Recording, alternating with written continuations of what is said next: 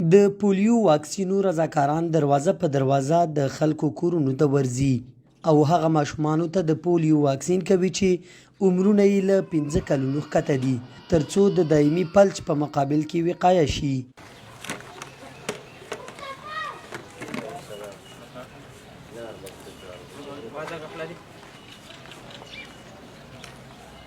د کونړ په مرکز اسداباد کې خلک خوښ دي چې په کلي کې د پولیو واکسینو رضاکاران د دوی تر دروازو ورځي او ماشومان یې پر خپل وخت واکسین کوي. نه اوسه پورې داسې کومه پیښه نه ده شوې چې ماشوم نه دی پیدا شوی چې فلجي او موږ د واکسیناتورانو نه خوشحاله یو په خپل کمپین په وار راځي او ټول ماشومان چې زموږ د کور څومره دي هغو ته واکسین تطبیق کوي. د کلیوالو په خبره هغه والدین چې خپل ماشومان تر دې وخت له واکسیناتورانو پټ ساتلي باید واکسین شي ترڅو له دایمي فلج او نورو ساري ناروغیو وژغورل شي. نور خلکو نه مې همدا غوښتنه دا ده چې خپل ماشومان د واکسین په هره دوره کې تطبیق کړي، واکسیناتوران دغه ته راوباسي، واکسین راوکړي، ځکه چې دا یو ساري او وحشي ناروغي ده او ماشومان چې دي د تل معیوبیت څخه ژغوري. ډاکټر عبدالخالق تسل چې د ماشومانو د داخله ناروغیو متخصص دی د پولیو واکسین ماشوم ته ګټور بولي. وایي هغه مور او پلار چې غواړي ماشوم یې تندرست او په صحت روغ وي نو ضرور ده چې هره میاشت ورته د پولیو واکسینو څو قطرې ورکړي.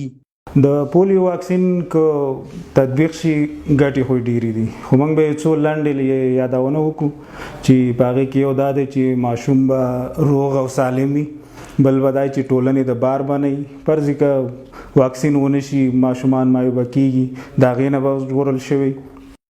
د روغتیا پالانو په خبره که ماشوم پر وخت واکسین او تداوي نشي نو لرې نه ده چې په دایمي فلج او ګوزڼ به اخته شي چې همدا ماشوم به بیا د ټولنې د اوږو بار وي.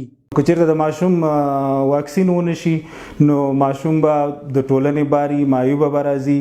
او بله مهمه خبره پکې دا ده چې دا مرض چې کوم یو دی دا تداوی نه لري، بل دا چې دی وایرس دی.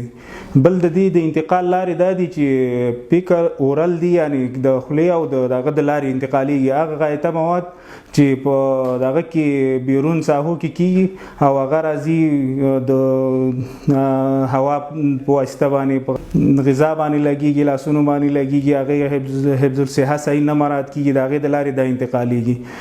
د روغتیا د نړیوال سازمان په وینا پولیو ناعلاجه فلج کوونکې او تر ډیره مرګونې ناروغي ده چې د یوه وایروس نه پیدا کیږي.